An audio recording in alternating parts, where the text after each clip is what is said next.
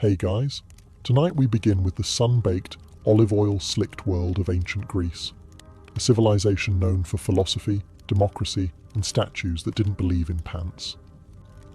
But beneath the legends of Plato, Sparta, and golden temples lies a much harder truth. Because while ancient Greece gave us the roots of Western civilization, it also gave its average citizen a daily struggle you'd barely survive today. So before you get comfortable, take a moment to like the video and subscribe, but only if you genuinely enjoy what I do here. And let me know in the comments where you're tuning in from and what time it is for you. It's always fascinating to see who's joining us from around the world.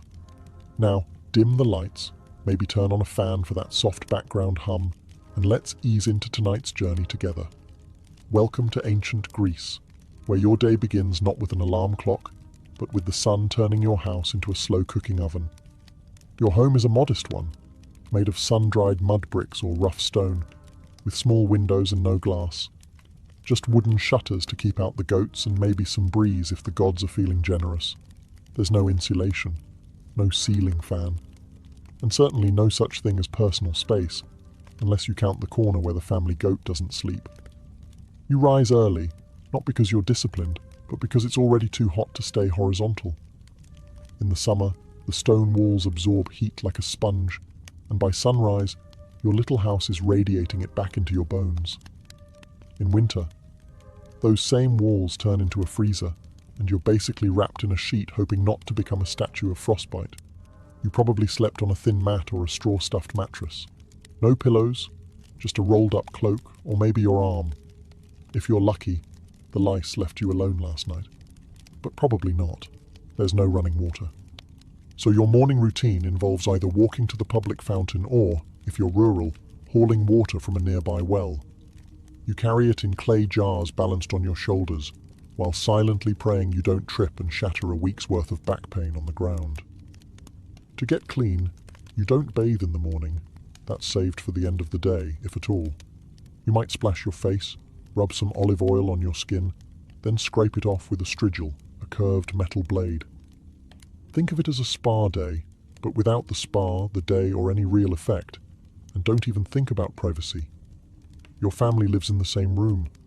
You sleep together, eat together, and argue over who tracked mud in from the street, because the street is also your hallway, your newsfeed, and your trash dump. You haven't even eaten yet, and already your back hurts. You're sweating, and your tunic is sticking in places no tunic should.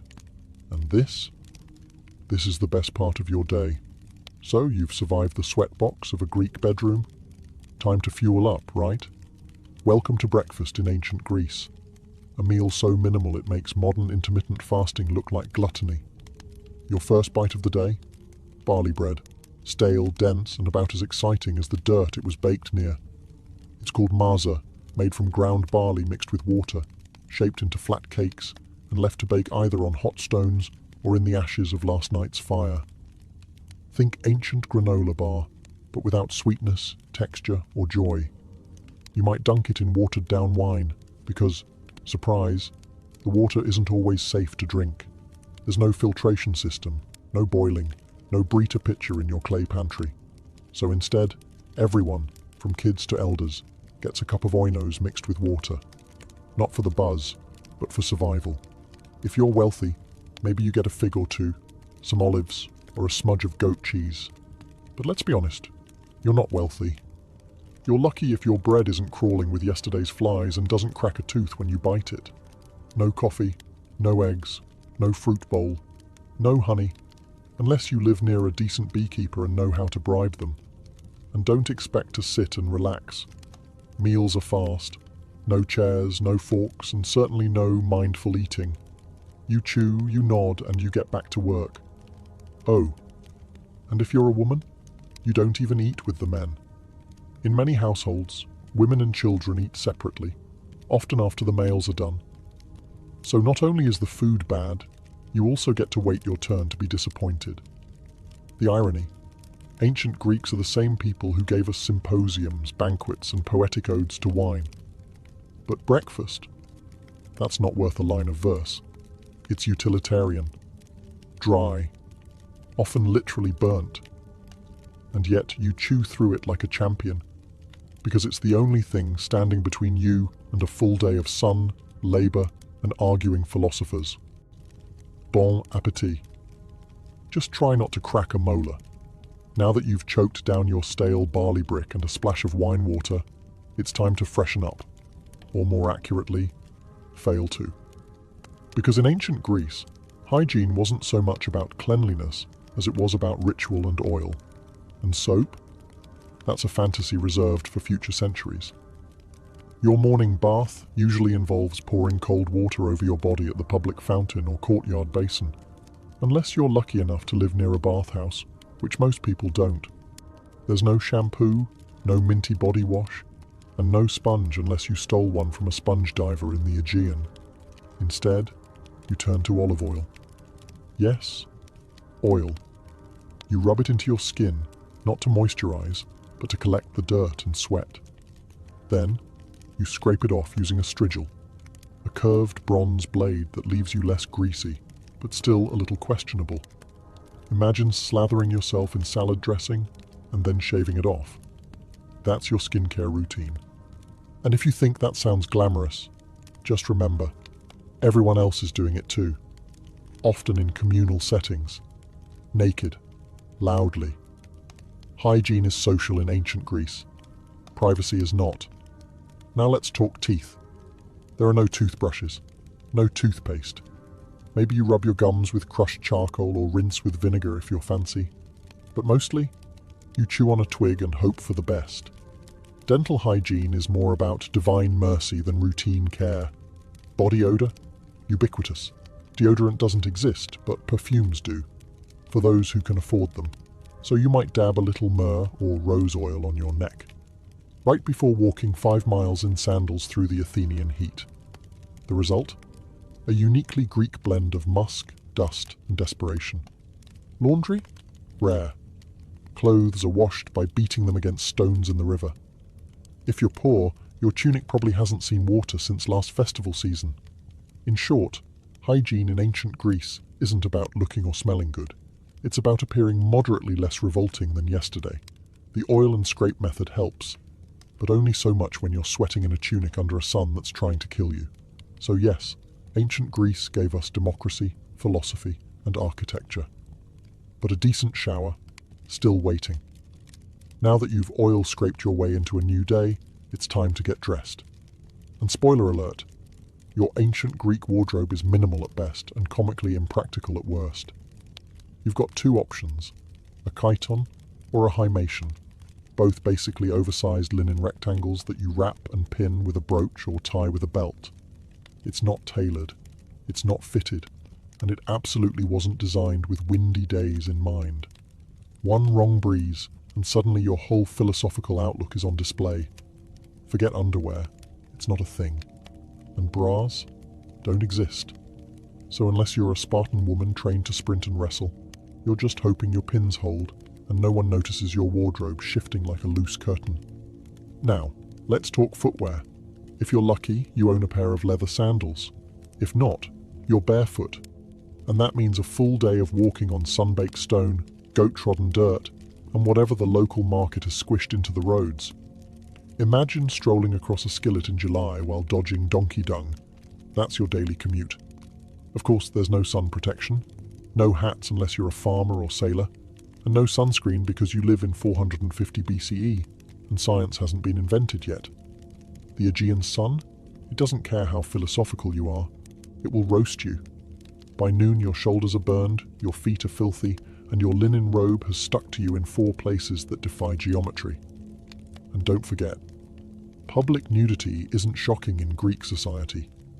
You might pass men at the gymnasium training in the buff, or even politicians delivering speeches in togas that barely hold together. Now, if you're wealthy, your tunic might be dyed, maybe a soft purple or saffron yellow, but most people wear off-white or brown, because dyes are expensive, and no one wants to waste good color on the guy who fixes fishnets for a living. So you walk through your day dressed like a toga burrito, sunburned, sweating, and hoping your pin doesn't pop loose in front of the priestess. And the worst part? You're only halfway through your chores. Welcome to ancient Greece, where military service isn't a job. It's your civic duty, your social expectation, and sometimes your one-way ticket to an early grave. If you're a free male citizen, especially in Athens or Sparta, congratulations. You're automatically a soldier, whether you like it or not. By your teens, you're already training with wooden weapons and learning formations in the phalanx, that famous Greek battle strategy that involves standing shoulder to shoulder behind large shields and hoping the guy next to you doesn't trip. In Sparta, boys start military training at age 7 in the brutal Agog system, a program that turns children into warriors by, essentially, starving, whipping, and isolating them until only the toughest remain. In Athens, things are gentler but still mandatory. 2 years of training in your late teens, followed by decades of being on call. You don't get to say, I'm more of a thinker.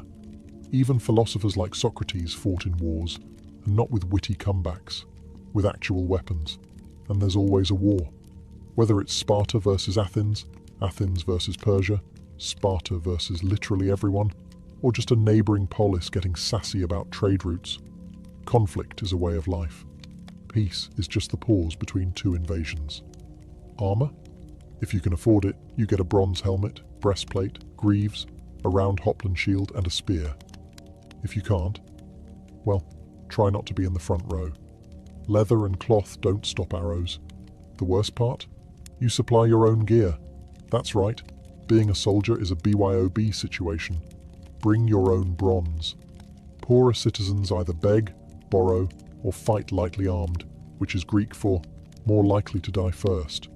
And when you're not fighting, you're preparing, training, cleaning weapons, arguing in the assembly about strategy, or rowing warships for hours as part of the navy. Because yes, those triremes don't paddle themselves.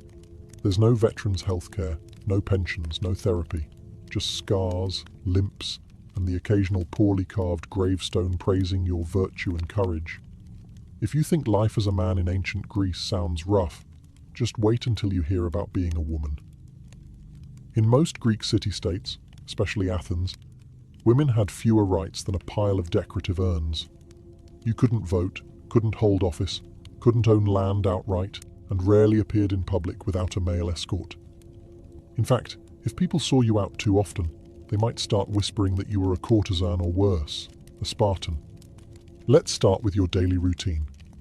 You wake up before sunrise to start the chores.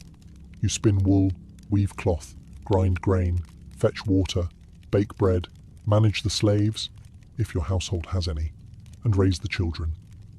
You're the household CEO, but one without pay, respect, or days off.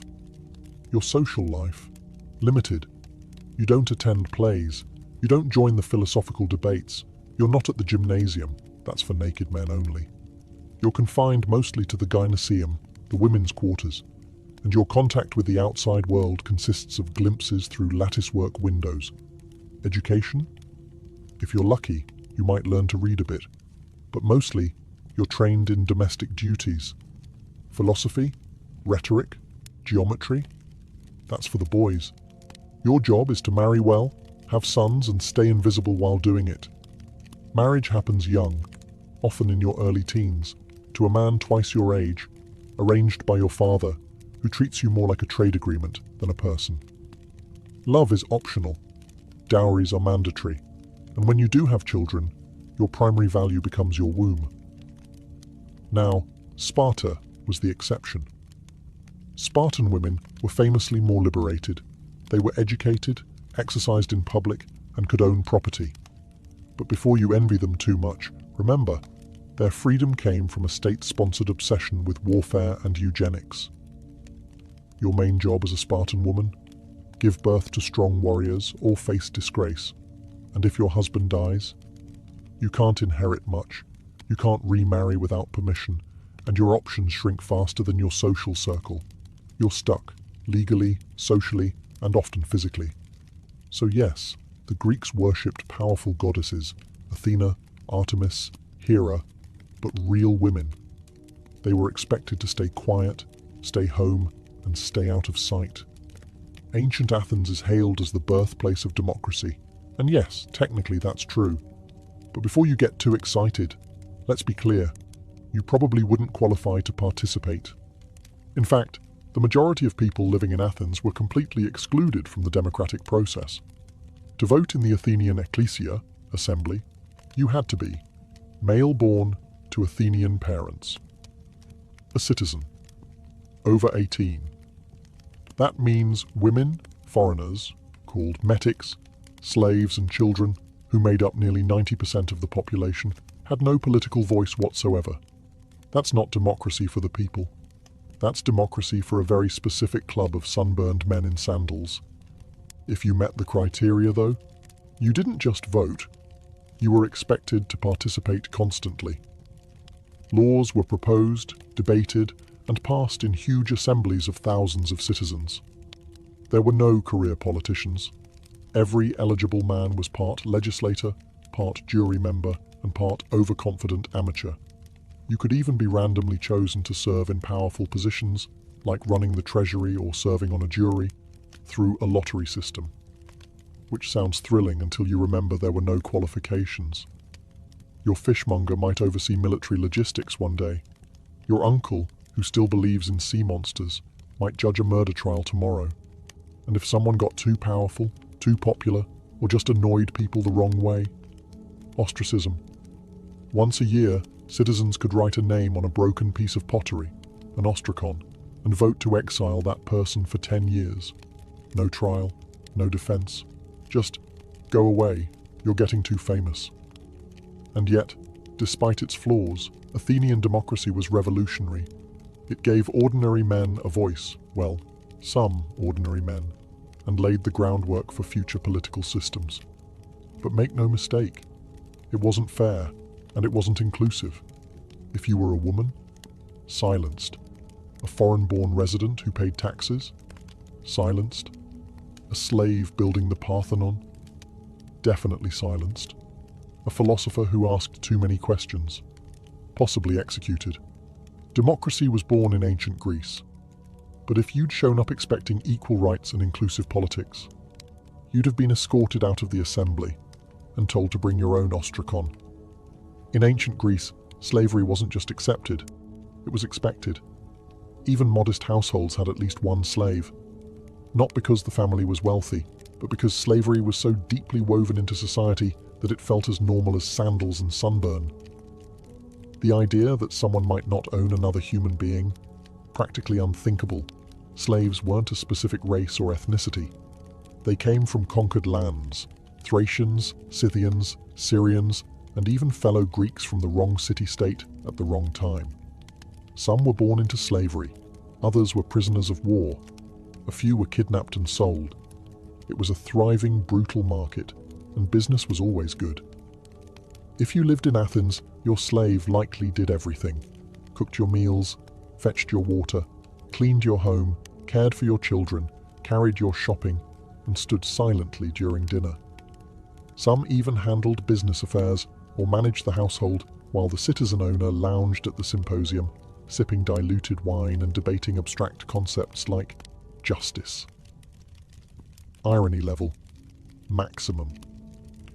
In the silver mines of Laurion, slaves, including children, labored in horrifying conditions, crawling through narrow shafts in total darkness, inhaling toxic dust, and dying slowly for the sake of coins and civic pride. Some slaves were educated. They taught grammar and math, served as scribes, or even managed bank accounts. But make no mistake, they were still property. They could be beaten, branded, sold, or killed on a whim and had no legal rights. The few who earned freedom, called freedmen, were never truly free. They still owed loyalty to their former masters and were barred from citizenship. No voting, no land ownership, just the hope of a slightly better tomorrow. And unlike later slave systems, there was no widespread abolitionist movement. Philosophers like Aristotle, yes, that Aristotle, justified slavery as natural and necessary. According to him, some people were slaves by nature. Enlightening, isn't it? Ancient Greece gave us ethics, democracy, and philosophy. But all of it was built on the backs of people who were never allowed to speak. never allowed to vote, and never allowed to matter. And that's not a footnote. It's the foundation. Feeling unwell in ancient Greece? That's unfortunate. Because unless you live next door to Hippocrates himself, your healthcare plan includes some vague herbs, divine intervention, and a lot of wishful thinking. Let's start with the basics. There are no hospitals as we know them. If you're sick or injured, you stay home. Maybe a neighbor knows a thing or two about poultices. Maybe a relative remembers a prayer to Asclepius, the god of healing. Maybe your local temple has a snake you can pet for spiritual comfort. That's about it. The most famous Greek doctors were really a mix of herbalist, philosopher, and gambler. They believed in the four humours: blood, phlegm, yellow bile, and black bile. According to them, illness was caused by an imbalance in these fluids. So, if you had a fever, too much blood, time to drain it. Coughing, too much phlegm, try fasting. Melancholy, that's black bile. Maybe take a walk or stare at the sea dramatically. Most treatments were based on trial, error, and garlic. You might be given crushed poppy seeds, good luck with that, boiled figs, or a compress made of vinegar and something someone scraped off a goat. Did it work? Sometimes. Did it hurt? Almost always. Surgery, rare, terrifying, and generally a last resort. Without anesthesia or antiseptics, even a simple cut could go septic and kill you. Tools included iron knives, bone saws, and prayers. Lots of prayers. And if you needed something amputated, hope you brought a leather strap to bite down on. Midwives handled childbirth, which was dangerous even on the best days. Mortality rates for women and infants were tragically high. One bad birth, one stuck shoulder, one breech baby, and that was it. If you were wealthy, you might summon a traveling physician, someone with an actual scroll and some fancy oils. If you were poor, you relied on local knowledge, street remedies, and sheer resilience, or you simply didn't recover. But hey, at least they believed in rest, clean air, and a balanced diet, so there's that. Ancient Greek medicine gave us the Hippocratic Oath, but it also gave us treatments like drink boiled cabbage water. So yes, healthcare in ancient Greece. Mostly herbs, hope, and hang on. In ancient Greece, theatre wasn't just entertainment, it was a civic duty, a religious ritual, and sometimes a full-contact sport for the soul. Let's start with the good part. Theatre was free for citizens, assuming you weren't a woman, slave, or foreigner, in which case, good luck seeing anything. You'd file into an enormous open-air theatre carved into a hillside, like the great Theatre of Dionysus in Athens, shoulder to shoulder with thousands of other sweaty citizens. And you'd be there all day. Seriously, all day. The Dionysia festival ran from dawn until night, with back-to-back plays, tragedies, comedies, and satyr plays. No intermission, no snacks, and certainly no bathroom breaks, unless you counted a bush on the hillside. If you showed up late or acted out, you weren't just frowned at, you could be fined. The performances themselves? Wild. Tragedies were emotionally gutting. Murder, madness, war, gods destroying families because of one bad decision made 3 generations ago. You didn't come to laugh, you came to weep in unison. Then came the comedies, which weren't exactly light-hearted family fare. These plays mocked politicians, philosophers, entire cities, and bodily functions with stunning precision. Imagine if Saturday Night Live and a college debate had a baby, then dressed it in a giant phallic costume and sent it on stage. Actors wore towering masks, platform shoes, and exaggerated costumes. All male, of course, even for women's roles. The chorus sang, danced, and shouted commentary, like an ancient Greek version of Twitter, only louder and wearing tunics. And this wasn't passive viewing. The audience was loud. They booed, hissed, threw things, and argued mid-performance. Theatre was democracy with stage lights. If the play offended you, you let them know. If it moved you, you shouted, wept, and maybe re-evaluated your life. At the end of the festival, A jury voted on which playwright won. Imagine spending 3 days crying over Orestes, only to find out some bawdy comedy with a talking pig god took the prize. That's ancient Greece for you. So yes, in the theatre, you were never just watching, you were participating, and possibly throwing olives. So you've survived your tragic all-day theatre binge. Now you wander into the Agora, the bustling heart of the city, and stumble right into a man wearing a cloak, holding no shoes, and asking strangers, "What is justice?" Welcome to philosophy. It's everywhere, and it's not optional. In ancient Greece, particularly in Athens, philosophy was the local sport, and the champions were names we now associate with world-changing ideas. Socrates, Plato, Aristotle. Back then, though, they were just eccentric men who talked a lot and made other people feel stupid. Take Socrates. The man made a career out of asking questions that led nowhere and dismantling people's confidence in their own opinions. You might be minding your own business, buying olives or petting a stray goat, and he'd appear, "Do you believe in truth?" I guess. What is truth? Cue 3 hours of mental spiral and a desire to move to Sparta. He never wrote anything down. His student Plato did that. But Socrates left a lasting impression, partly because Athens eventually executed him for being too annoying. Officially, it was corrupting the youth and not believing in the gods. But let's be honest, he probably just wouldn't stop asking questions during dinner. Philosophy wasn't a cozy academic hobby. It was loud, confrontational, and weirdly athletic. Debates happened in public spaces. They were spontaneous, intense, and often ended in hurt feelings or deep existential crises. No microphones, just voices, hands, and enough ego to fill the Parthenon. And if you thought you could just watch, think again. Philosophers loved drawing in random bystanders. You didn't walk past Plato's academy. You were absorbed into it. You said one thing slightly wrong and suddenly became the day's example of unexamined life. Even kids weren't safe. Aristotle tutored Alexander the Great, a teenager who later conquered half the known world. Imagine your high school civics teacher handing you a globe and saying, "Go fix this." So yes, philosophy gave us logic, ethics, science, and political theory. But in ancient Greece, it also gave you a headache, a crisis of identity, and a 70% chance of being publicly humiliated by a man in sandals.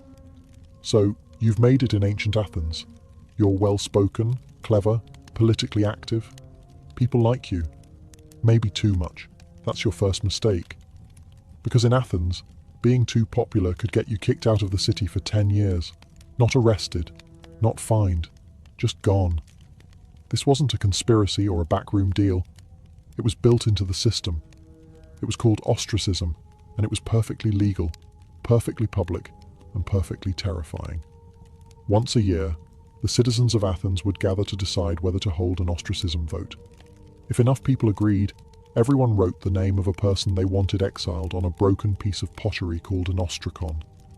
If someone got 6,000 or more votes, they were banished. No trial, no explanation. Just pack your sandals and leave. You didn't have to be a criminal. In fact, most ostracized people had done nothing wrong, except get too influential. Maybe you were a war hero, a persuasive speaker, or just had great hair. Whatever it was, your fellow citizens decided you were becoming a threat to democracy. And democracy voted to yeet you into temporary oblivion. And here's the twist. It wasn't permanent. Ostracism lasted 10 years, after which you could come back like nothing happened. Your property was untouched. Your citizenship remained. No grudges. Just a decade-long vacation you didn't ask for. Some famous Athenians were ostracized. Aristides the Just was so well liked that someone allegedly voted against him just because they were sick of hearing how virtuous he was. Brutal. Even Themistocles, the military genius who saved Athens at the Battle of Salamis, got the boot once he got too cocky. Turns out, gratitude has an expiration date. Ostracism was meant to protect Athens from tyrants, but it often punished success. So if you were ambitious, you had to walk a fine line. Be respected, but not too respected. Popular, but not charismatic enough to worry people. Think of it like a reality show where the prize for winning too many fans is being exiled to the countryside with your dignity and olive oil stash. Athens gave birth to democracy, but it also invented cancel culture 2,500 years ahead of schedule. In ancient Greece, you didn't ask if you were going to die young. You just wondered how soon and how painfully. Life expectancy hovered around 30 to 35 years, and that was if you made it past infancy, which was no small feat. Roughly 1 in 3 children didn't survive childhood, thanks to disease, poor nutrition, and the fact that hygiene was, as we've discussed, more theoretical than actual. You could die from anything: a scratch that turned septic, a fever no one could explain, childbirth, a leading cause of death for women, or something as simple as drinking the wrong cup of water. Medicine was limited, and divine intervention wasn't known for consistency. If you lived in a city, disease spread fast. Cramped quarters, open-air sewers, and communal fountains made epidemics a regular part of life. The infamous plague of Athens during the Peloponnesian War wiped out 1/3 of the city. Thucydides wrote about it. Then he got it. Then, somehow, survived. Most weren't so lucky. War? Constant. If you were a man, odds were you'd die holding a spear or rowing a trireme. Even if you weren't killed in battle, injuries often turned fatal days later. No antibiotics. No stitches. Just hope and garlic compresses. And there was always the possibility of death by divine tantrum. Displease a god, forget a sacrifice, mock a temple statue, or speak ill of Zeus after 3 cups of wine, and you could find yourself on the wrong end of a lightning bolt, plague, or spontaneous goat stampede. Burial rites were important. If your family couldn't afford a proper funeral, with coins for the ferryman and rituals to secure your spot in the afterlife, you might be dumped outside the city walls, unmarked and forgotten. Not only was that tragic, it was spiritually dangerous. The Greeks believed unburied souls wandered eternally, caught between worlds. Death wasn't poetic, it was daily, and it didn't care about your philosophy, your beauty, or your lineage. You could be a slave, a general, or a poet, and still die from a moldy fig or an angry mosquito. The Greeks had 12 Olympians, and not a single one of them liked you. In theory, ancient Greek religion was all about harmony with the divine, worshipping Zeus, Hera, Athena, Apollo, Artemis, Poseidon, and the rest of the Golden Crew up on Mount Olympus. In practice, it was constant spiritual damage control. These gods weren't peaceful, all-loving deities. They were divine drama queens with superpowers. Forget a sacrifice, they'd ruin your crops. Say the wrong prayer, your ship sinks. Step into the wrong grove, snake bite, plague, famine, take your pick. The gods didn't just demand your loyalty. They demanded perfect timing, flawless rituals, and unblinking obedience. You didn't have weekly temple visits. You had daily rituals, home altars, seasonal festivals, and civic ceremonies. Before planting crops, pray to Demeter, going to war, offer to Ares, traveling by sea. You'd better pour out some wine to Poseidon, and maybe throw in a goat just to be safe.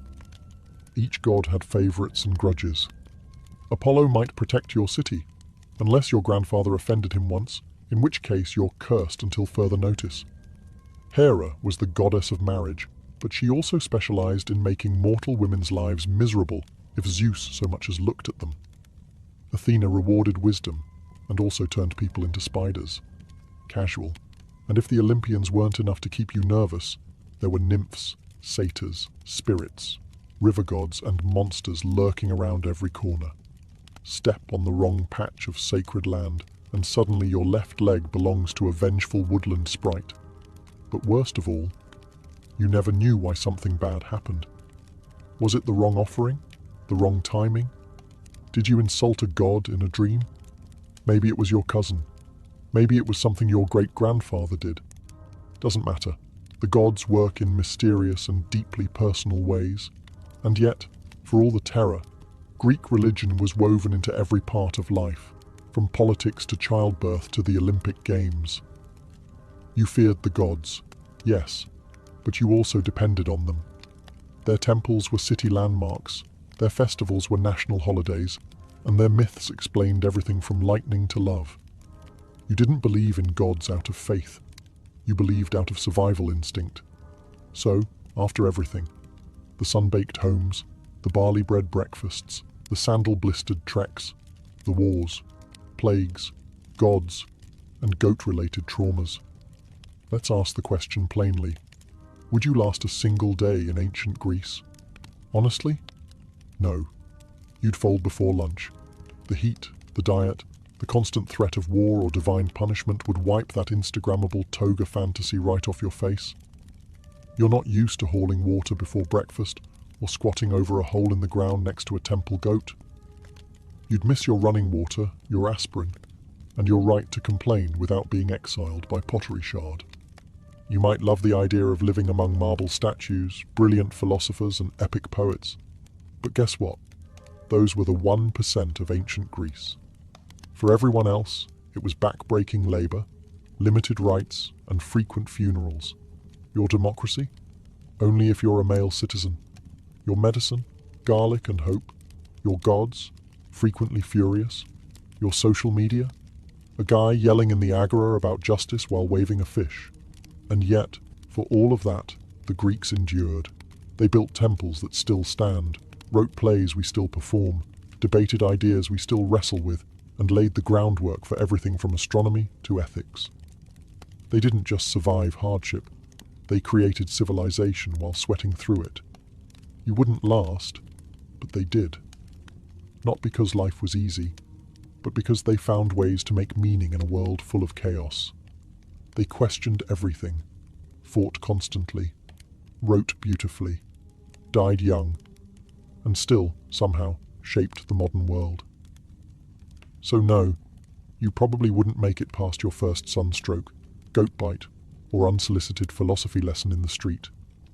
But if you did, if you adapted, endured, and listened closely, you'd find yourself standing among some of the most passionate, resilient, and brilliantly flawed people history has ever known. And they wouldn't judge you for struggling. They'd just hand you a tunic, point to the amphorae and say, "Good, now carry that up a hill." It began with a death and a betrayal.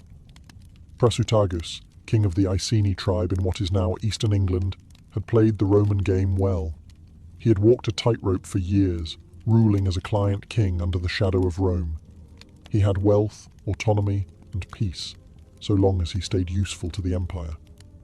But when he died around 60 AD, he left behind a will that was meant to protect his people.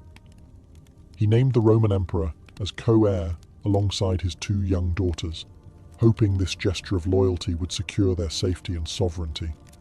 He was wrong. Rome did not honor the will. Rome didn't negotiate. Rome took. Without hesitation, the Roman authorities annexed the Iceni kingdom outright. Their soldiers stormed in and claimed everything: lands, livestock, homes, and treasures. But the theft of wealth wasn't the worst offense. It was what they did next that turned a political insult into a personal hell. They flogged the queen, Boudica, in public. Not just to humiliate her, but to send a message. You are nothing. And if that wasn't enough, they violated her daughters in front of her. This wasn't just a crackdown. It was psychological warfare, the kind meant to break a people's spirit. But it didn't break Boudica. It forged her. Rome believed it had crushed a minor tribal woman beneath its boot. What it had done was awaken a lioness, a queen who would take her pain and reshape it into vengeance, a mother whose rage would soon set cities ablaze, a woman who would remind Rome that even empires bleed. Word of the atrocity spread quickly through Britannia. Other tribes listened. They remembered their own humiliations, their own land losses, their own sons killed in Roman campaigns. Rome thought the tribes divided, scattered. But in that moment, they had one thing in common. Boudicca's fury. What began with Rome violating one queen would soon end with the empire reeling in fear. They had broken a treaty, broken a family, and in doing so, broken the illusion of Roman invincibility in Britannia. This wasn't just a mistake, it was the spark that would ignite one of the most ferocious revolts Rome ever faced. If Rome expected Boudica to fade into silence, they misunderstood everything about her. Boudica wasn't born to obey, she was born to lead. Described by Roman historians, who rarely complimented their enemies, as tall, fierce, with flaming red hair cascading down to her waist and a voice that sliced through crowds like a war horn. She wasn't just a queen by blood, she was a symbol. And now, she was a threat. But before she became that threat, she became something deeper. A mother, with nothing left to lose. Roman brutality had tried to erase her dignity, her children's future, and her people's pride. But Boudica refused to be a victim. She understood what Rome feared most wasn't an army, it was unity. And so she began to forge it, one tribe at a time. First, the Trinovantes. They had once been powerful before Rome crushed them under taxes, land seizures, and slave labor. When Boudica spoke, she didn't speak like a diplomat. She spoke like a warrior mother, scarred but unbroken. She reminded them of their ancestors, of their gods, and of the earth they no longer owned. Her pain was their pain, her rage, theirs too. Then the other tribes began to listen. The Corieltauvi, the Cornovi, even some of the Brigantes. Her cause was no longer about vengeance. It became a holy mission, to cleanse Britannia of Roman arrogance. She didn't promise safety, she promised glory, and death with honor, if it came to that, and they followed her. Because she did not stand behind her warriors, she rode among them, spear in hand, hair loose to the wind, eyes locked on the future. She called out the names of the raped, the enslaved, the executed. She summoned gods like Andraste, the Celtic war goddess, as her witness. And her warriors believed her when she said the gods would fight with them. She had no formal military training, no Roman strategy scrolls, but she had something deadlier. Righteous fury, sharpened by betrayal, guided by purpose. And the land itself seemed to shift under her command. This wasn't rebellion, it was resurrection. The Queen Rome thought it had broken was now the spearhead of a movement that would soon make the empire tremble. And she was just getting started. The Roman eagle had long soared over Britannia, but now the winds beneath its wings were changing. Boudica's fury wasn't a wildfire, it was a storm building with terrifying purpose. And storms need fuel. That fuel came from the thousands of Britons who had waited years, generations even, for someone to defy the empire. Someone to speak not in Latin, but in blood and iron. She gave them that voice. It started with war councils held under sacred groves and moonlit hills. Boudica didn't sit on a throne. She stood in the dirt with her people. She listened to the anger of tribal elders, to the sorrow of mothers, and to the chants of druids who saw omens in the sky. They all spoke of one truth. Rome had pushed too far. Now it was time to push back. Warriors from the Trinovantes brought spears, slings, and ancient battle chants. The Iceni added cavalry, swift riders with wild hair and war paint, fierce and fearless. Other tribes joined with axes, blades, and torches. Even women took up arms, inspired by their queen. This wasn't just an army forming, it was a resurrection of Celtic identity. But Rome had trained legions, professional soldiers, armored, disciplined, and lethal. Boudica had to make up for that with numbers, knowledge of the land, and something Rome could never teach: hatred forged in humiliation. Soon, Boudica's army swelled to tens of thousands. Farmers became warriors, hunters became assassins. Former Roman slaves and mistreated tribal allies switched sides. These weren't soldiers who fought for pay. They fought for memory, revenge, and the right to raise children without chains. She gave a speech, her first of many, Roman historians would later record her words, albeit with their bias. But what echoes through time is clear. She vowed to win or die. There would be no surrender, no submission, no turning back. Then came the first target, Camulodunum, once a British stronghold, now a Roman colony littered with temples, statues, and villas. The Temple of Claudius stood as an insult, a shrine to the emperor who had conquered them. To Boudica and her warriors, it was not sacred. It was a provocation, and it would be the first to fall. The tribes were no longer whispering rebellion. They were marching toward it, armed with fury, and led by a queen who refused to kneel. Camulodunum never stood a chance. The once proud Roman colony had become a symbol of everything Boudica's people despised. Its streets echoed not with tribal chants, but with Latin commands. Its buildings rose atop sacred ground, and towering over it all was the Temple of Claudius, a marble mockery built with forced labor, praising the emperor who had subjugated the Britons. To Rome, it was a monument. To Boudica, it was a target. She gave the order. What followed wasn't a siege, it was an execution. Her army descended like a tidal wave. Roman settlers, many of them veterans who had bullied and taxed the local tribes, were caught off guard. The city had no proper walls.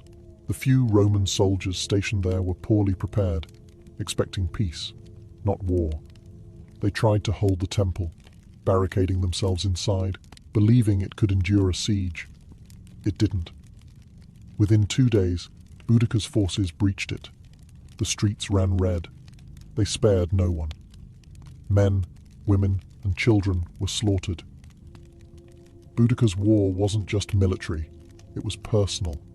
Her warriors destroyed Roman statues, burned villas, and turned their rage onto the very symbols of occupation.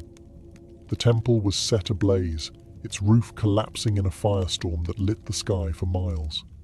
Survivors were rare, and those who did escape carried tales of horror that chilled Roman blood. The fury wasn't random. It was deliberate. These were people who had seen their homes taken, their gods mocked, their daughters sold. Now they were reclaiming what had been stolen, with interest. Roman officials sent pleas for help to Governor Suetonius, who was hundreds of miles away in Wales, suppressing another rebellion. But by the time he heard of Camulodunum's fall, it was already ash and smoke, a colony destroyed, its citizens dead, and the flame of rebellion rising higher. Boudica didn't stay to celebrate. There was no time. She knew Rome would respond, and hard. So she pressed on, knowing that each victory brought her momentum. Her next destination was a city larger, richer, and even more vulnerable, Londinium. If Rome hadn't taken her seriously before, they would now. Camulodunum was the beginning. But it wasn't revenge yet. Not until the empire's beating heart in Britannia felt the fire. Londinium was the jewel of Roman Britannia. Founded just 17 years earlier, it had grown into a thriving hub of trade and administration. Merchants from across the empire filled its markets. Officials conducted imperial business under tiled roofs. Wealth flowed through its streets like water. But as Boudica's army marched ever closer, that wealth turned into panic. Governor Suetonius, having rushed back from Wales with a small force, arrived just ahead of the rebellion. He looked at Londinium, crowded, sprawling, defenseless, and made a brutal decision. He abandoned it. The Roman legions stationed elsewhere were too far to help. Suetonius couldn't risk his limited troops in a city that couldn't be defended. So he withdrew, taking with him those who could flee. He left behind the old, the sick, the stubborn, and those too slow to believe a woman-led army could bring down Rome. They would learn otherwise. Boudica's forces swept into Londinium like a thunderclap. There were no walls to scale, no gates to breach. The city was open and she made it bleed. Her warriors tore through streets with the rage of generations. They didn't loot, they didn't occupy, they eradicated. The killing was systematic. Roman citizens were dragged from their homes. Entire families were butchered. Some were impaled, others burned alive in temples. No quarter was given, and no Roman symbol was spared. Villas were torched. Warehouses exploded into flame. The rising smoke could be seen from miles away, curling black against the British sky. This wasn't just a slaughter, it was a statement. The message, Rome is not invincible. Contemporary Roman sources, like Tacitus and Cassius Dio, estimated that tens of thousands died. Some accounts say the brutality exceeded even what occurred at Camulodunum. To Roman minds, this was not just a rebellion, it was apocalypse. And through it all rode Boudica. She did not hide behind commanders. She led. On chariot, flanked by her daughters, she watched as the empire's pride crumbled beneath her. This wasn't senseless violence. To her, it was justice for what Rome had done. To her family, her people, her land. And she wasn't finished. Because ahead of her stood another Roman center, Verulamium. And beyond that, Rome's full retaliation. Rome had faced rebellions before. It had fought wars across continents, but never had it seen anything quite like Boudica. She wasn't a general trained in tactics. She didn't speak Latin. She didn't wear polished armor. Yet she had burned 2 Roman cities to the ground and butchered thousands, citizens and soldiers alike. And now, as Verulamium, a prosperous Romanized town northwest of Londinium, went up in flames, the empire began to panic. Word of her rampage had reached the Roman Senate. Emperor Nero himself reportedly considered withdrawing entirely from Britannia. Imagine that. An empire that spanned from the deserts of Africa to the mountains of Germania considering retreat because of one woman with a chariot and a cause. That's how much she terrified them. In truth, Boudica's power wasn't just in her army. It was in what she represented. Rome saw itself as unshakable, its cities as eternal, its rule as destiny. But here was a Celtic queen, once beaten and humiliated, now leading a revolt that had reduced entire Roman settlements to ash. Every new city she burned wasn't just a tactical victory, it was a psychological blow. Verulamium followed the same fate as Camulodunum and Londinium. It was rich, Romanized, and completely unfortified. Boudica's warriors slaughtered the inhabitants, destroyed temples, and leveled Roman infrastructure. Archaeological evidence today still shows a thick layer of ash beneath the modern town, a fire that raged with such intensity it left a scar in the earth. But here was the paradox. With each victory, Boudica's war machine grew heavier. Her army swelled, but supply lines thinned. Organization faltered. Drunk with success, some tribes grew careless. And Rome, known for its resilience, was regrouping. Governor Suetonius wasn't idle. He had retreated, yes, but not surrendered. He began gathering reinforcements, pulling battle-hardened legions from across the province. He sought the high ground, studied the terrain, and prepared for one decisive battle. Still, even with Roman strength rebuilding, there was one lingering fear in every soldier's heart. Could they stop her? Because Boudica wasn't just waging war, she was rewriting the story of conquest.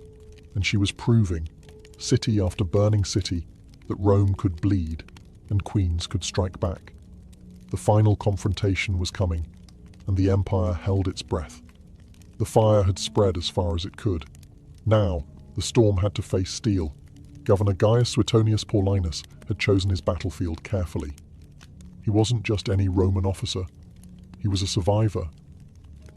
While Boudica's warriors celebrated their victories, Suetonius was calculating.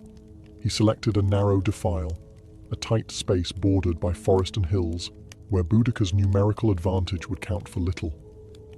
His army was small, maybe 10,000 strong, but every man was a trained killer, forged in the discipline of the legions.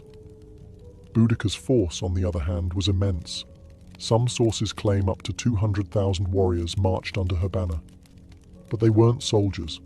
They were farmers, blacksmiths, tribal chiefs, and freedom seekers, inspired but undisciplined. armed with fury, but not formation. They believed numbers would crush Rome like a tide. They were wrong. As Boudicca's army approached, she gave one last speech, standing atop her war chariot, flanked by her daughters. She reminded them of their suffering, of the floggings, the rapes, the stolen lands, the burnt homes. She called upon the goddess Andraste, invoked the ancestors, and vowed either victory or death. Her warriors roared in response. They believed the gods would carry them. Then the battle began. The Britons charged.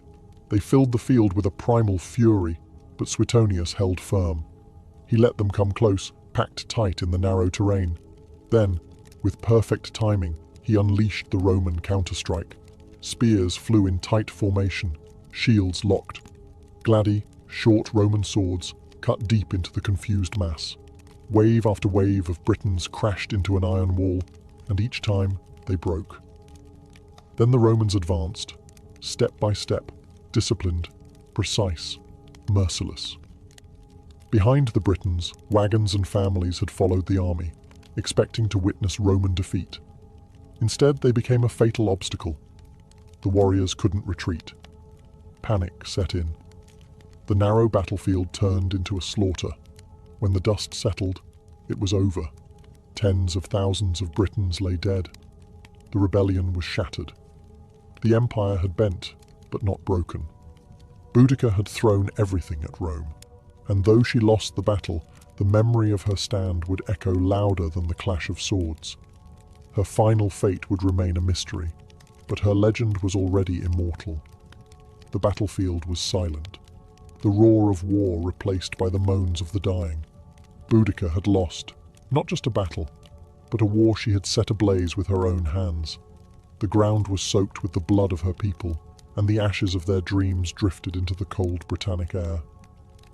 And Boudicca, she was nowhere to be found. There are no eyewitness accounts of her final breath, no clear details of her death. Roman historians offer conflicting stories. Some say she took poison, choosing death over capture. Others suggest she fell ill and died quietly in the aftermath. But what they agree on is this: she vanished. No chained queen was ever paraded through the streets of Rome. No public execution, no final humiliation. She simply disappeared, like a storm that burned itself out. But in that disappearance, something extraordinary happened. She became more than a queen. She became myth. Rome, shaken and humiliated by the scale of her rebellion, tried to bury the memory, but it was too late. Boudicca had become a name whispered in tribal songs and echoed in the sacred groves. To the Britons, she was not a defeated rebel. She was a martyr, a goddess of war and vengeance, a mother who had stood against the world's most powerful empire and made it bleed. Even among the Romans, there was reluctant respect. Tacitus, though Roman to the bone, painted her not as a barbarian, but as a formidable leader wronged by the arrogance of empire. Cassius Dio wrote of her commanding presence and terrifying speeches. They feared her, yes, but they also admired her resolve. And across the centuries, Boudicca refused to die. She would rise again in Victorian statues, in poems by Tennyson, in history books, in school lessons. She became a symbol of defiance, especially to women who saw in her story a fire that couldn't be extinguished. Her chariot, spiked wheels tearing across time, became a vehicle of resistance. And so, though her body may be lost to history, her voice never left. It rides with the wind. It screams in the fire. It echoes through every soul that has ever stood against oppression and whispered, "I will not kneel." Centuries have passed since Boudicca vanished into the mists of history, but her shadow still lingers across the British Isles. You can see her name carved into monuments, hear her invoked in political speeches, and feel her presence in the stubborn spirit of a land that never truly forgot her. In London, near Westminster Bridge, a bronze statue shows her standing tall on a war chariot, flanked by her daughters. Eyes set on the horizon, wheels raised in defiance.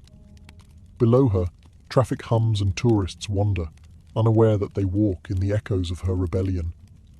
But her legacy isn't just about statues, it's about what she represents. Boudica became more than the sum of her battles.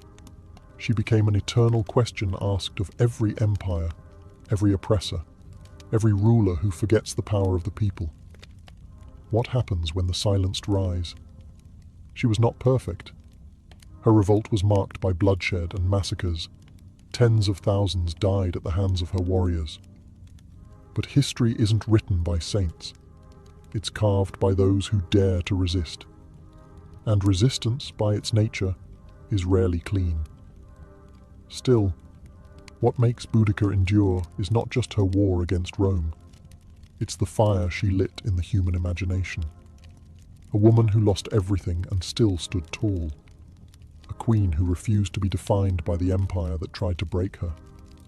A mother who turned her grief into a sword. Modern historians continue to debate her exact role, her decisions, her motives. But ask any Briton who Boudica was, and they won't recite footnotes. They'll tell you she was the queen who made Rome bleed, the woman who united tribes that had once warred with each other, the warrior who taught the world that dignity can rise even from devastation. And in that, she becomes more than historical figure.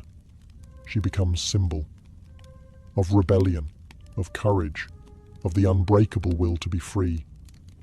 Because even when Rome rebuilt its cities and redrew its maps, it could not erase her. Her flame still burns in every fight against tyranny, in every voice that dares to say no, and in every soul that would rather die on their feet than live on their knees. Boudica is gone, but her legend rides forever. To the ancients, illness was never random. It wasn't just about bacteria, viruses, or rogue cells. Those explanations would come thousands of years later. In the ancient world, sickness was a symptom, not of physical failure alone, but of a deeper disturbance. A disruption in balance, a fracture in the harmony between body, mind, soul, and nature. In Mesopotamia, disease was often seen as divine punishment. If someone fell ill, it was believed they had offended a god, broken a taboo, or attracted a curse. Diagnosis began not with symptoms, but with questions. What have you done? Who have you angered? Priests and healers worked together, interpreting omens, casting spells, and prescribing rituals alongside herbal treatments. In ancient China, balance took on a more systematic meaning, through yin and yang and the 5 elements. Health was the state of equilibrium between opposing forces. Too much heat or cold, dryness or moisture would throw the body off. Practitioners of traditional Chinese medicine didn't just treat a cough. They asked when it started, what time of day it worsened, what emotions accompanied it. Healing was holistic. Herbs, acupuncture, and dietary changes were all tools to rebalance the inner cosmos. In Greece, the physician Hippocrates rejected the idea of gods punishing people with disease, yet he too saw health as harmony. His theory of the 4 humours, blood, phlegm, yellow bile, and black bile, dominated Western medicine for centuries. Each humour was linked to a temperament and an element. An excess or deficiency of one would cause both physical symptoms and personality shifts. A melancholic person, for instance, was said to have too much black bile. Across cultures, one thread remained the same. Health meant wholeness. Not just the absence of pain, but the presence of balance. Whether it was the Ayurvedic concept of doshas in India, or the belief in spiritual possession in African healing traditions, ancient people understood that the human being was not isolated. We were part of nature, and nature, when disturbed, pushed back. So, when ancient healers laid hands on the sick, they weren't just looking for physical signs, they were listening for imbalance.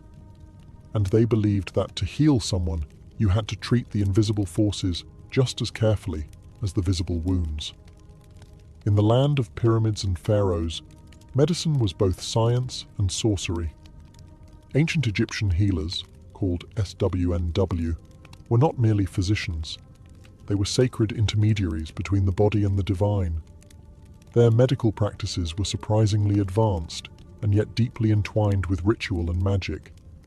To the Egyptians, the body could bleed, bruise, and break, but its ailments were never purely physical. The spirit, the gods, and even the afterlife played a role in every sickness. Much of what we know comes from medical texts like the Ebers Papyrus, dated around 1550 BCE. This ancient scroll contains hundreds of remedies for everything from toothaches to tumors. Egyptian doctors performed surgeries, set fractures, treated infections, and drained abscesses with copper tools sterilized by fire. They knew how to check pulses, how to observe urine and feces for diagnosis, and how to use a wide variety of herbs, many still in use today. But no treatment began without the blessing of the gods. Thoth, the god of wisdom, was believed to have gifted humanity the secrets of healing. Sekhmet, the lion-headed goddess of war and plague, was both feared and prayed to. She could unleash epidemics or grant recovery. Spells were often recited over a patient as herbs were applied. Words held power. Incantations weren't empty phrases. They were medicine in sound form. One of their greatest tools was honey. It was used as an antiseptic long before bacteria were understood. Wounds were bandaged with it, sometimes combined with resin or lint. Garlic and onions were prescribed for heart health. Castor oil served as a laxative. Even moldy bread was pressed into infected wounds, a primitive antibiotic, centuries ahead of its time. Egyptian doctors treated not only commoners, but also royalty. Their skills were respected across borders. Neighboring civilizations would seek out Egyptian physicians for difficult cases. They were, in a way, early specialists. Some focused on the stomach, others on the eyes, or even on spiritual afflictions. But in all their knowledge, there was no separation between the physical and the sacred. A fever might come from the Nile's mosquitoes, or from an angry ghost. Healing the body meant pleasing the gods, purifying the soul, and restoring divine balance. To the ancient Egyptian, a healer's true role wasn't just to cure the illness. It was to restore cosmic order. Long before modern medicine emerged, India was already writing its own story of healing, one that viewed the human body not as a machine, but as a reflection of the cosmos. This ancient system is known as Ayurveda, a Sanskrit word meaning the science of life. Rooted in the Vedic tradition, Ayurveda is more than just a medical practice. It's a philosophy, a way of living in harmony with nature, seasons, and spirit. Central to Ayurveda is the concept of three doshas, Vata, Pitta, and Kapha. Each represents a unique combination of the five elements: earth, water, fire, air, and ether. Vata governs movement, Pitta controls transformation, like digestion, and Kapha manages structure and stability. Everyone is born with a unique balance of these doshas. Illness, according to Ayurveda, arises when this balance is disturbed by poor diet, stress, environment, or lifestyle. Ayurvedic texts like the Karaka Samhita and Sushruta Samhita date back over 2,000 years. These detailed manuals offer not just herbal remedies, but guidance on surgery, obstetrics, psychology, and even ethics for physicians. Charaka focused on internal medicine, promoting prevention as the first line of defense. Sushruta, meanwhile, is remembered as a pioneer of surgery, describing over 300 surgical procedures and more than 120 surgical instruments, many carved from wood or metal. One of his most astonishing techniques was rhinoplasty, reconstructing a nose using a flap of skin from the patient's cheek or forehead. This wasn't cosmetic. It was often used to restore faces mutilated as punishment. Thousands of years before Western medicine caught up, Sushruta had already set the stage. But Ayurveda's strength lies in its holistic approach. Healing the body is inseparable from healing the mind and soul.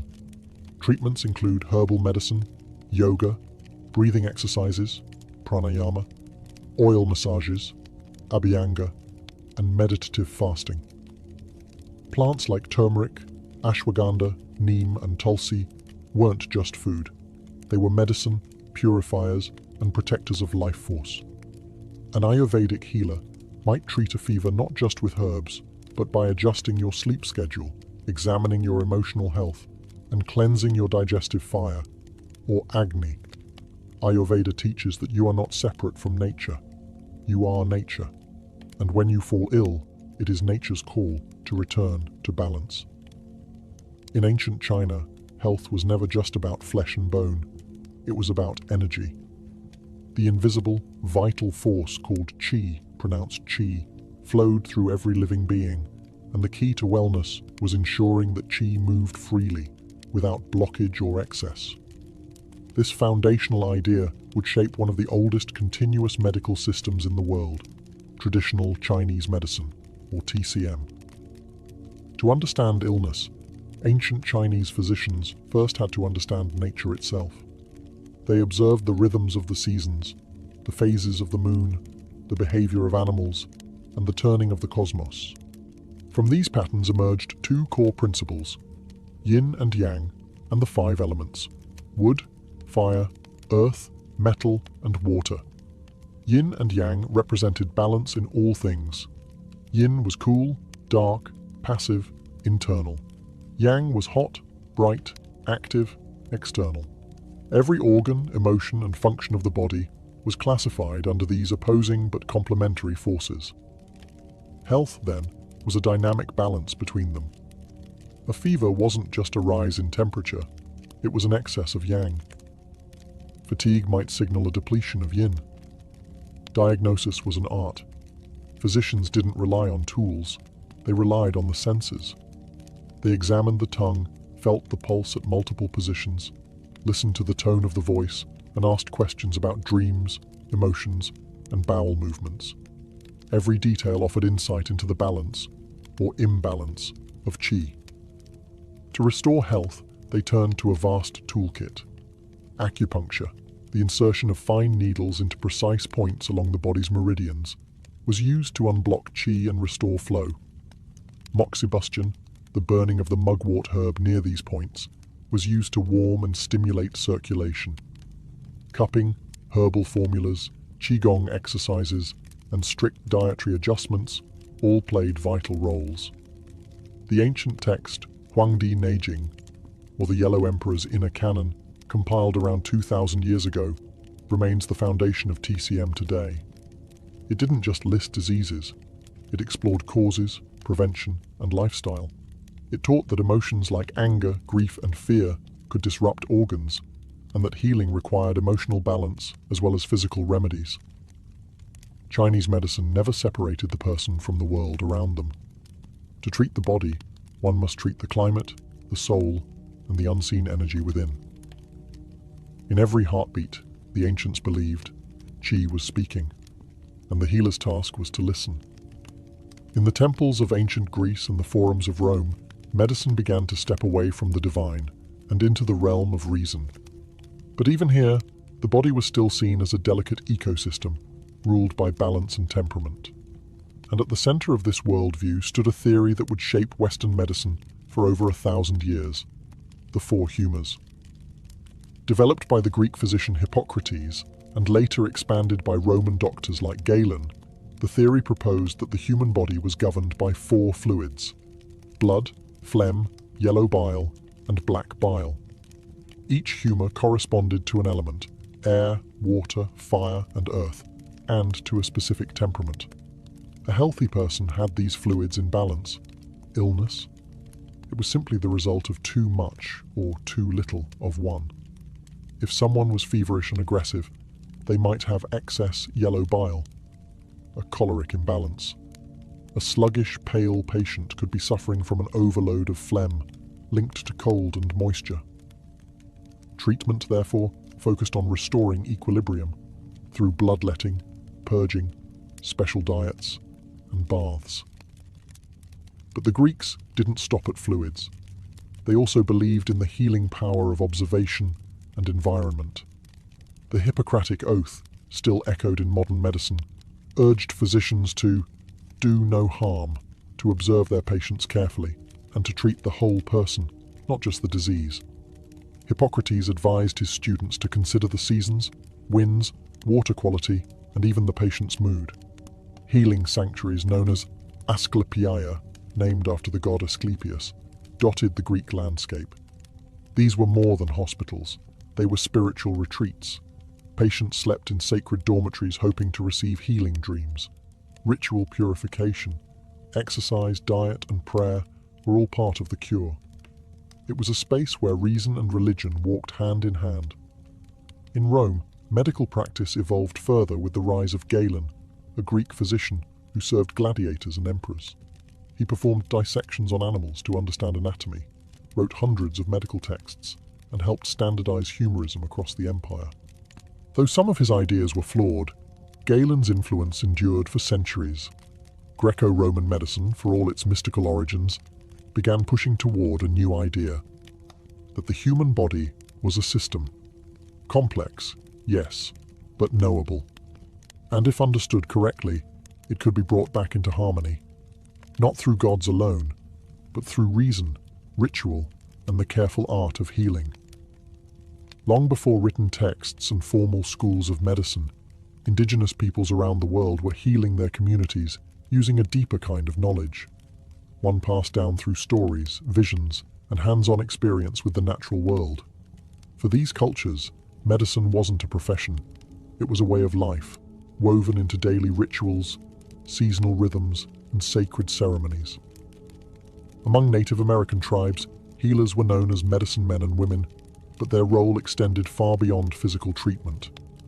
They were spiritual guides, storytellers, counselors, and keepers of ancestral knowledge. Illness was seen as a disruption in the person's relationship with nature, with the tribe, with the spirits, or with themselves. Healing required more than herbs.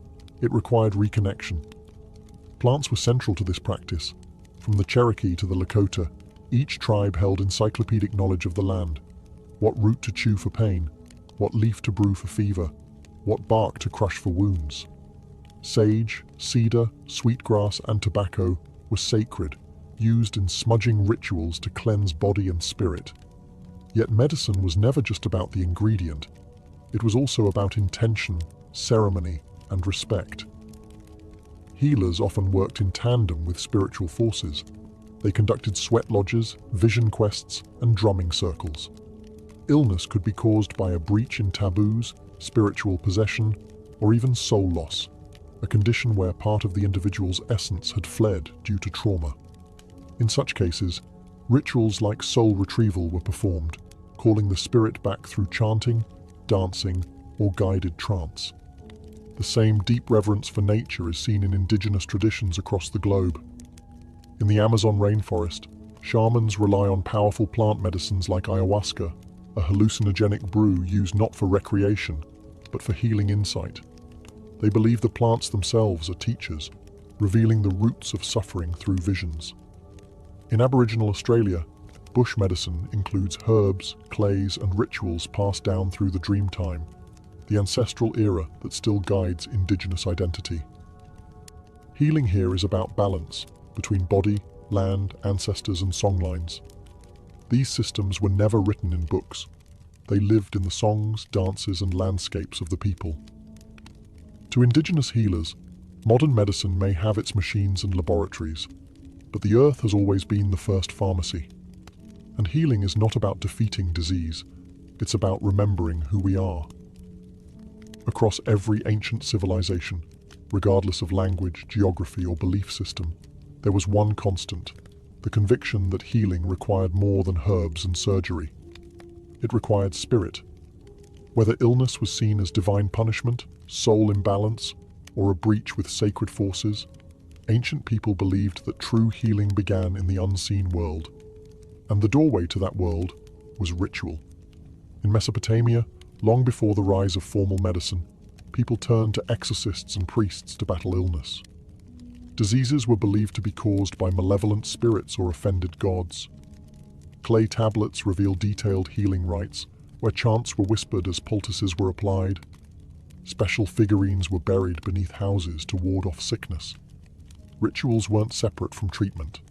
They were the treatment. In ancient Egypt, no physician worked without invoking the gods. Before applying honey to a wound or bandaging a limb, the healer often recited prayers to Thoth, god of wisdom, or Sekhmet, goddess of healing and wrath. Illness wasn't just a physical attack, it was a cosmic imbalance. Healing meant realigning the patient with Ma'at, the principle of truth, order, and harmony. In many African traditions, healers called Ngangas or Sangomas used drumming, dancing, and divination to diagnose and cure.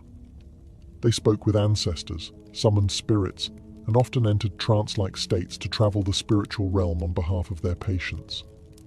Herbs were important, but the unseen world was always consulted first. Even in classical Greece, ritual played a role. In the Asclepia, sacred healing temples, patients underwent rituals of purification, fasting, and prayer. At night, they slept in enkoimateria, dreaming beneath statues of Asclepius, the god of healing. These dreams were interpreted by temple priests to guide treatment. Ritual wasn't superstition, it was structure. It gave shape to suffering, a language to pain, and a sense that the illness had meaning. Through symbolic acts, people could transform fear into hope, isolation into connection, and chaos into control. And more than that, it reminded them that they were not alone. Even today, science studies the placebo effect, the power of belief, the healing impact of intention. The ancients didn't need the data. They already understood. Sometimes, a word spoken in reverence can heal deeper than any blade, because not all wounds are visible, and not all medicine is made of matter. When we think of ancient surgery, we often imagine crude tools, trembling hands, and unbearable pain. But the truth is far more impressive and more human. Across the ancient world, surgery was practiced with surprising precision. These early healers didn't have anesthesia, X-rays, or antiseptics. But they had skill, courage, and a remarkable understanding of the body, earned through generations of observation, trial, and often brutal necessity. In India, the Sushruta Samhita, written over 2,000 years ago, detailed more than 300 surgical procedures. Its author, Sushruta, is considered the father of surgery.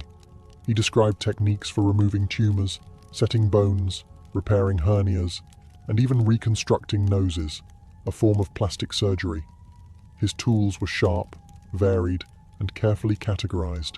Forceps, scalpels, probes, and needles, many made of iron or stone. Sushruta emphasized hygiene, surgical preparation, and the importance of understanding anatomy through dissection. Though this was often limited to animals, his surgical wisdom spread far beyond India, influencing both Islamic and Western practices centuries later. In ancient Egypt, surgical knowledge blended with ritual. Papyrus texts reveal procedures for stitching wounds, treating dislocated limbs, and draining abscesses. Tools like bronze knives, bone saws, and cauterizing rods have been found in tombs. They even practiced trepanation, cutting a hole in the skull to relieve pressure or treat head injuries. Amazingly, many skulls show signs of healing, meaning the patients survived. Trepanation wasn't limited to Egypt. In pre-Columbian Peru, archaeologists have discovered hundreds of trepanned skulls, often from warriors wounded in battle. Some surgeries were shockingly successful. In certain regions, over 80% of patients survived, based on bone regeneration. These early surgeons may have used coca leaves or fermented maize beer to dull pain, along with herbal antiseptics.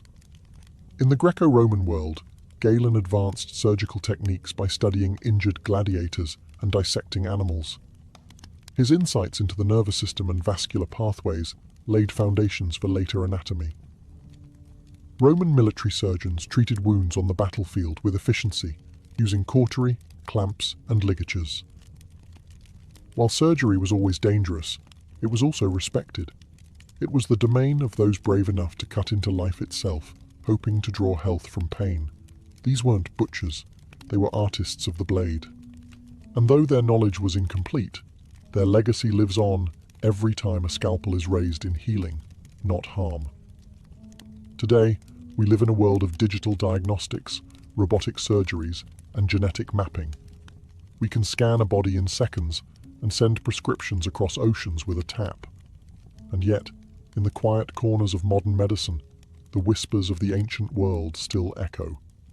You can find Ayurveda in yoga studios, Chinese herbal formulas in pharmacy aisles, and indigenous smudging ceremonies held in hospitals to honor patients' traditions. Medical students still take a version of the Hippocratic Oath, pledging to do no harm, just as their Greco-Roman predecessors once did. In operating rooms, we use precision tools that trace their lineage back to Sushruta's iron instruments. Concepts like holistic care, preventative medicine, and mind-body connection, now cornerstones of integrative health, are rooted in the wisdom of ancient civilizations who saw healing not as a task, but as a relationship. Even modern science has come full circle. Research increasingly confirms what the ancients believed, that stress, isolation, and emotional trauma can weaken the immune system, disrupt sleep, and cause physical pain.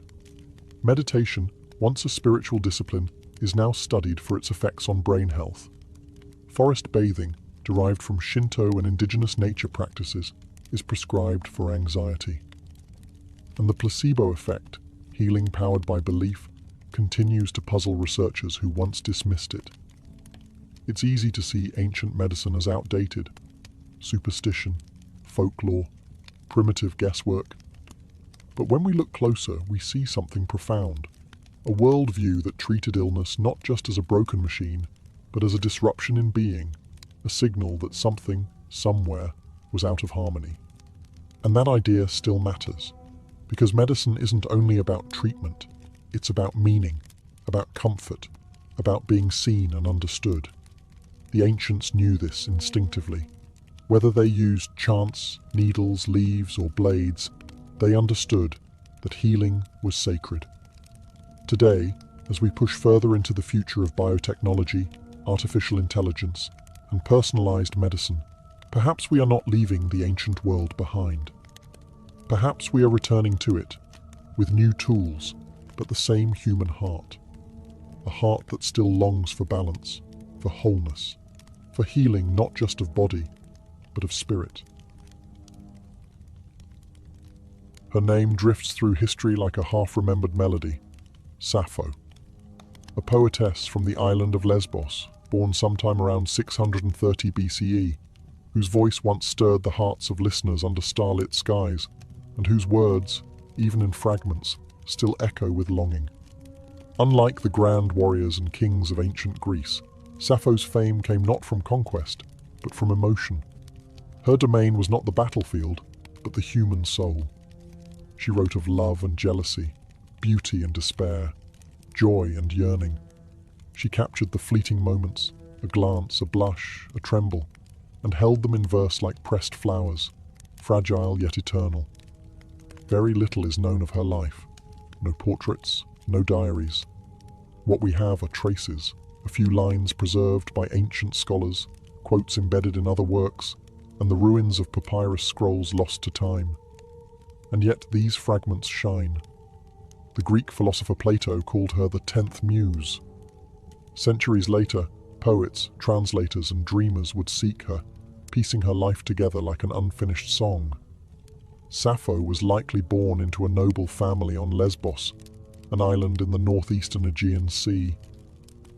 This was a place of music and learning, where poetry was woven into the fabric of social life. She may have had siblings, a daughter, and even political enemies, though the records are vague. She lived through exile and unrest, moments of silence and moments of song. Her world was one where most women's voices were confined to the home or stifled altogether. But Sappho defied silence. She stood apart, not with rebellion, but with beauty. She wrote in the Aeolic dialect, in short, vivid lyrics designed to be sung to the lyre. Her style was intimate, rich with imagery. Evening star, you bring back all that the shining day has scattered. Words like these outlived empires. And then, as quietly as she appeared in the records, she faded. Much of her work is lost, burned, buried, or dismissed. But what remains proves one thing. She didn't need monuments.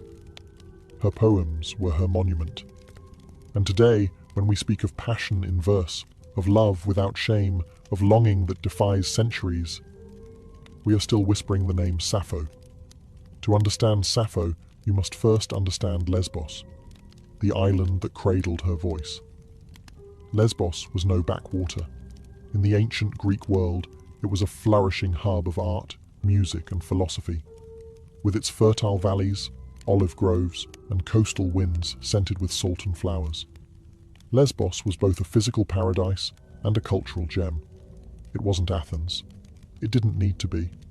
It had its own rhythm, slower, more sensual, and steeped in lyric tradition. Here, music wasn't decoration, it was devotion. The lyre and aulos echoed through homes and temples. Poetry was sung, not read. And in this world of sound and nature, Sappho's voice was born. She lived in the city of Mytilene, the island's bustling heart. Politics thrived here, and so did art. The island boasted poets and philosophers, rival factions and shifting alliances. Sappho herself was once exiled, perhaps to Sicily, amid political unrest. But it was always Lesbos that drew her home. It was her muse. Lesbos was also a space of female community, rare in the ancient world. Aristocratic girls were educated in music, poetry, and ritual. Some scholars believe Sappho led a kind of theasos, a circle or school where young women learned the art of lyric poetry, dance, and devotion to the goddess Aphrodite. This was not formal education as we know it, but a sacred, creative sisterhood. Here, bonds formed that were emotional, intellectual, and possibly romantic. Sappho wrote directly to these women, not as abstract muses, but as real presences in her life. She addressed them by name, mourned their departures, celebrated their beauty, and confessed her love with searing honesty. In one fragment she writes, "I have not had one word from her. I beg you, bring her back to me." These lines don't come from myth or theatre. They come from a lived world, a circle of women singing by lamplight, weaving emotion into song. And though time would later distort her legacy, framing it with scandal or speculation, Lesbos was the soil from which her truth grew. Not just a location on a map, but a cultural cradle of passion, artistry, and female expression. Sappho didn't just live on Lesbos. She became Lesbos, its breath, its heart, its voice. In an age when the great epics of Homer praised gods and heroes, and men filled scrolls with battles and conquests, Sappho wrote about the heart. She didn't sing of war, she sang of a trembling hand, a shy glance, a voice that made her body shiver.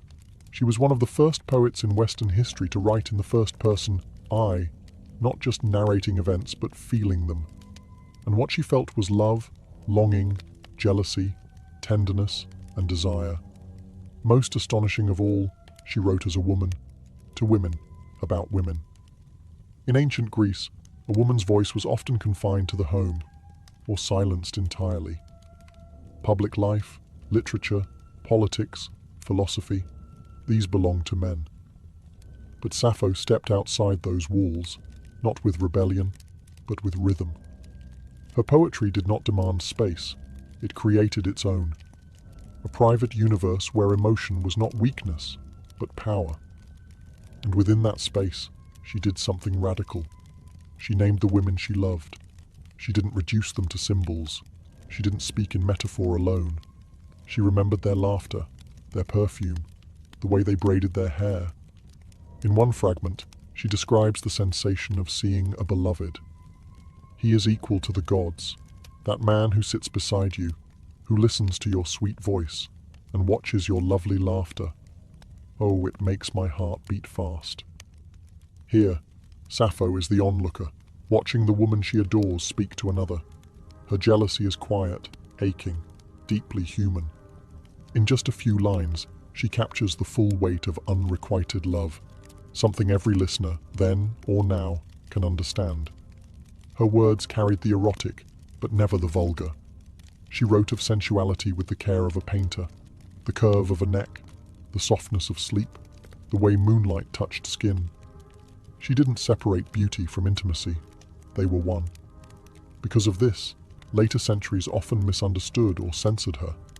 Some tried to erase her queerness. Others mythologized her heartbreak into tragedy. But none of that diminishes the truth of her voice. A woman who wrote honestly, lyrically, and bravely about love. Not in theory, but as someone who had lived it, deeply, openly, and without apology. Sappho didn't just write poetry, she composed music for the soul. Her verses were never meant for silent reading. In ancient Greece, poetry was alive. It was sound, breath, vibration. Sappho's form was the lyric, short and intensely personal, meant to be performed with a lyre, a small stringed instrument cradled in the lap, plucked gently while the voice carried the words like a breeze over the sea.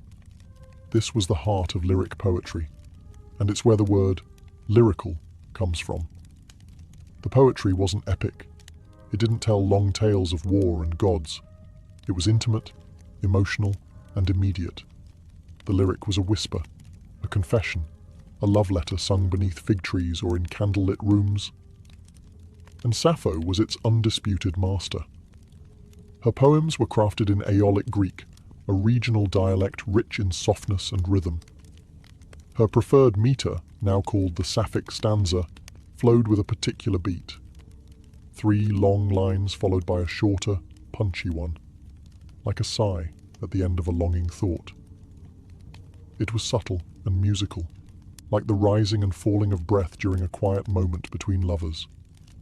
She would have performed these songs surrounded by women, students, companions, maybe even priestesses. These gatherings, possibly ritual or educational in nature, were also spaces of freedom, spaces where emotion, song, and body were not fragmented but whole. Through these performances, Sappho trained others in the art of composition, creating not just poems, but a culture. We can only imagine what it sounded like. The soft twang of strings, the clear rise of her voice, the stillness of listeners hanging on each syllable.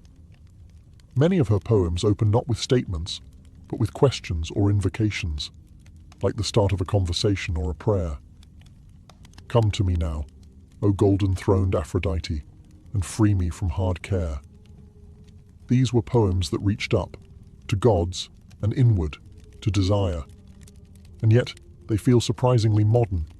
You could set them to music today, and they'd still stir something raw and real.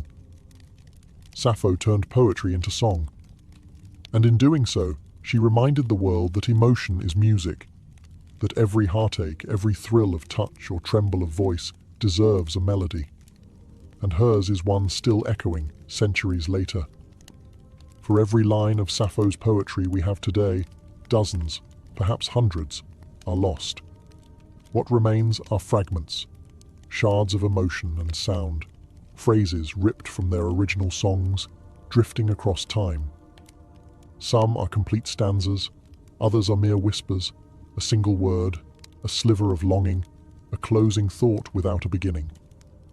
And yet, even these broken pieces pulse with life, like embers glowing in the ash of something once brilliant. Why did so much vanish? Time, war, and deliberate destruction.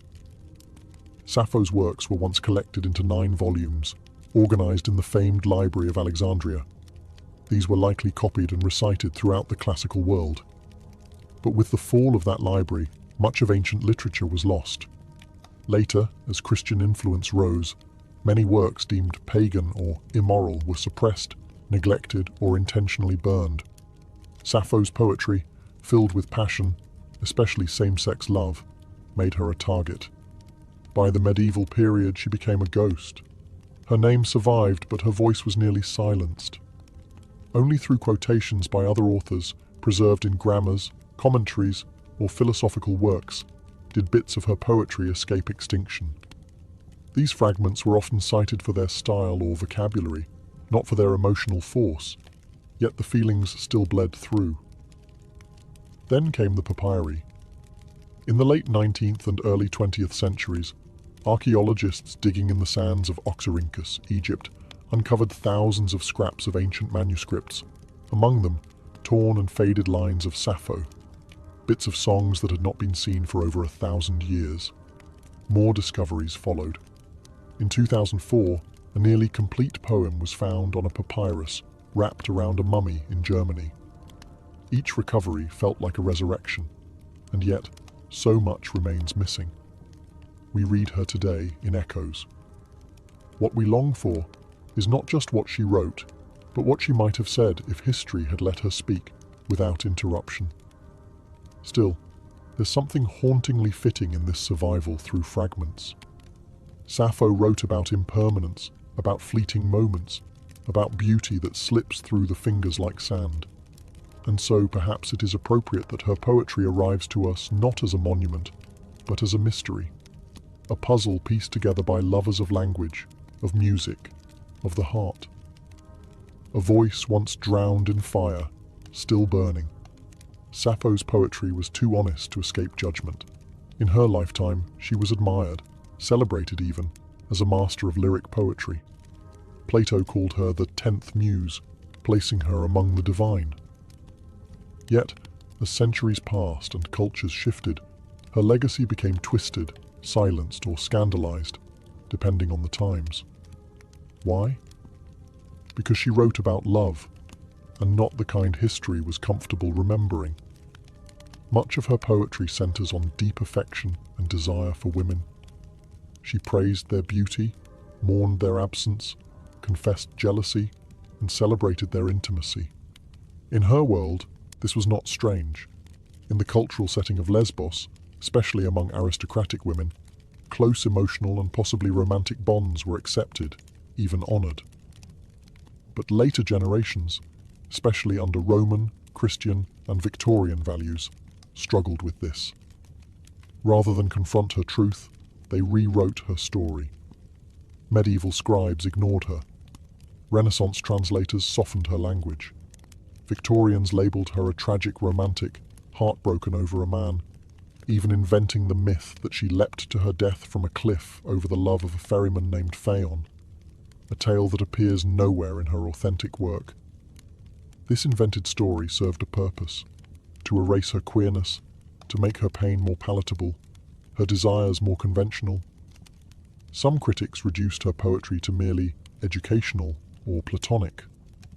Others dismissed her altogether as indecent. And yet, she persisted.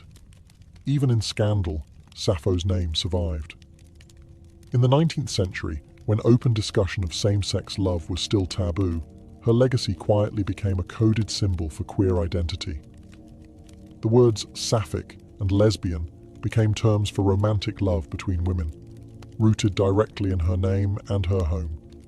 She became, without ever intending to, a figure of resistance, a poetic ancestor to those whose loves were silenced. And still today, debates echo. Who was she? A teacher? A lover?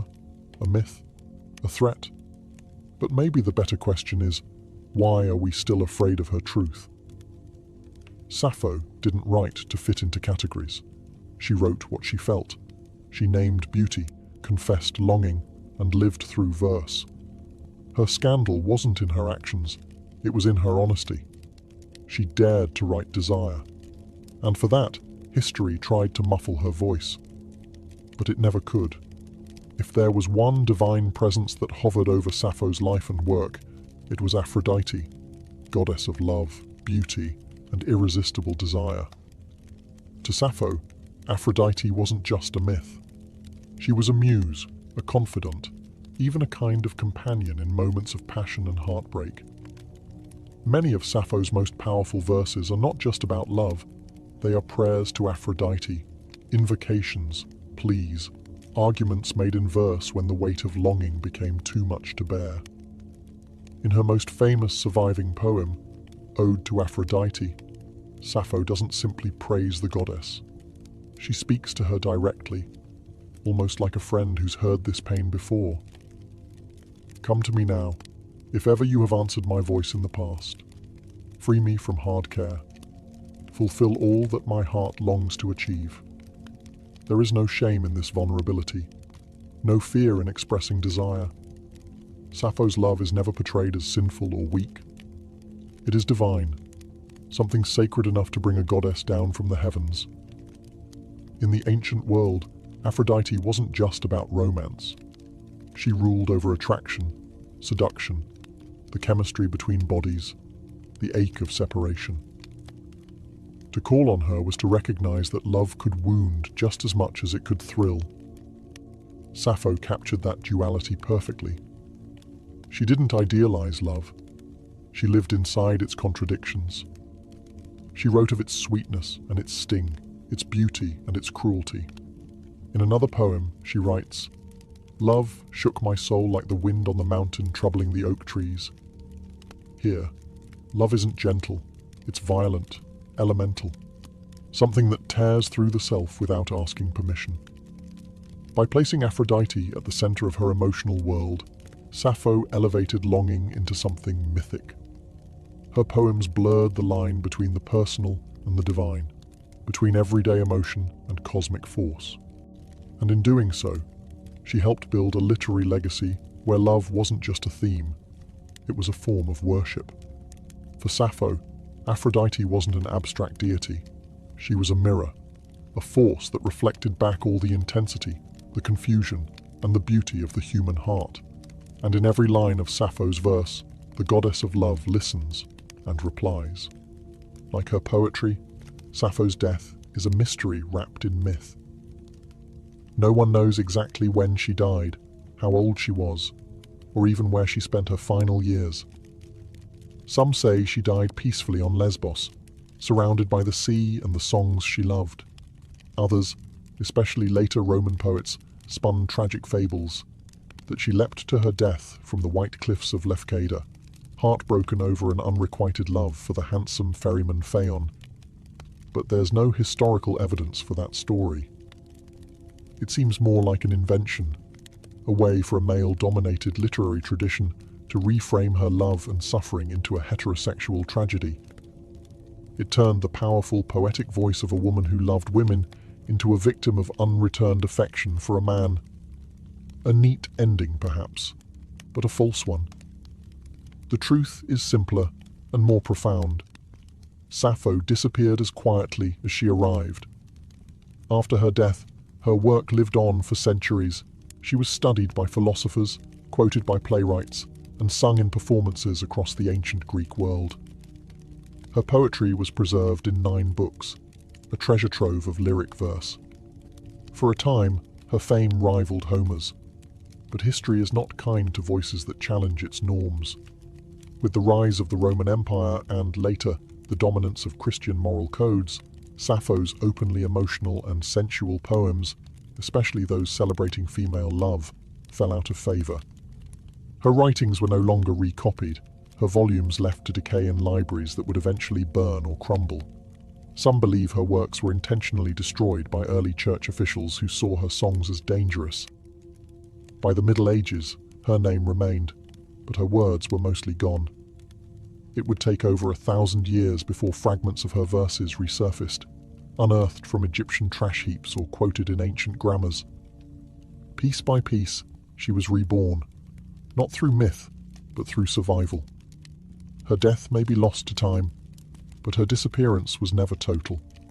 She lingered in whispers, in stolen lines scribbled in margins, in the persistent ache of voices that refused to be forgotten. Sappho didn't need a heroic death. Her poems were already immortal, and in the gaps where her words once lived, we can still feel the shape of her spirit. Yearning, unfinished, but never truly gone. Sappho's life may be lost in shadows, her verses scattered and incomplete, but her influence has never dimmed. If anything, it has only grown stronger, like a candle that flickers but refuses to go out. In every age, someone has rediscovered her. In the Renaissance, scholars pored over her fragments, marveling at her delicate command of emotion. In the Romantic era, poets like Byron and Shelley invoked her name. In the 19th and 20th centuries, as conversations around gender and identity began to reawaken, Sappho became a symbol of queer resilience, of feminine artistry, of emotional freedom. Her name lives on in language itself. Sapphic, used to describe romantic love between women. Lesbian, taken from the island of her birth, now a global identity. These words are not just terms, they are echoes of her life. Proof that a voice can ripple across millennia and still reshape how we understand love and expression. Artists, writers, and musicians continue to be drawn to her. Painters have imagined her at the lyre, bathed in moonlight. Poets have translated her again and again, each version seeking the pulse beneath the words. Modern authors have reimagined her, reclaimed her, resurrected her in novels, songs, and plays. And through it all, one thing remains clear. Sappho speaks to something universal.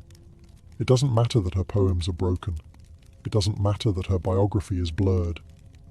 What matters is the emotion that burns beneath the words, the trembling joy of desire, the ache of separation, the sacredness of beauty. These are feelings we all carry. She just found a way to sing them. Perhaps that's her true immortality. Not the marble statues or the scholarly footnotes, but the way a few lines from over 2,000 years ago can still make someone pause, breathe, and feel less alone. Sappho's gift was never just poetry, it was presence. She made feeling an art. She made longing a form of truth. And in doing so, she became more than a poet. She became a mirror for anyone who has ever loved quietly, deeply, or in defiance of the world. And as long as human hearts break and heal through language, Sappho will remain, not just remembered, but felt.